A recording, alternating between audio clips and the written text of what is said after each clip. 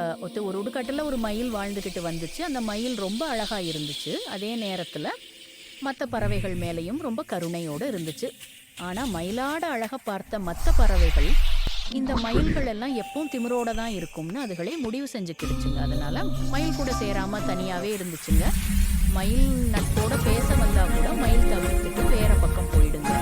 அந்த பறவைகள் ஒரு நாள் குளிர்காலம் அந்த காட்டுல ஆரம்பிச்சுச்சு. அப்பதான் புதுசா குஞ்சு பொரிச்சிருந்த ஒரு குருவி ரொம்ப குளிர்ல கஷ்டப்பட்டுச்சு. தன்னோட குளிரையும் தன்னோட குஞ்சுகளோட குளிரையும் எப்படி போக்கிக்கிடுறதுன்னு தெரியாம ரொம்ப கஷ்டப்பட்டுச்சு.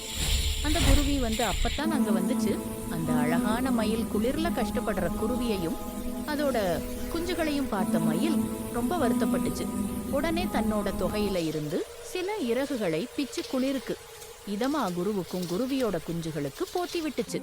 மயில் மயிலாட தோகை நல்லபடியா குருவி குஞ்சுகளை குளிர்ல இருந்து காப்பாத்துச்சு. அதை பார்த்த எல்லா குருவிகளும் இவ்வளவு நல்ல மயில அதோட தோற்றத்தை மட்டும் வச்சு இத்தனை நாள் தப்பா நினைச்சிட்டமேன்னு ரொம்ப வருத்தப்பட்டுச்சுங்க.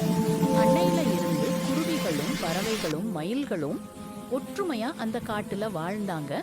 நீதி ஒருத்தரோட தோற்றத்தை வச்சு ஒருத்தர் நல்லவர்னு எப்படி நம்ப கூடாதோ அதே மாதிரி ஒருத்தரோட தோற்றத்தை வச்சு அவரு கெட்டவருனும் முடிவு செய்யக்கூடாது.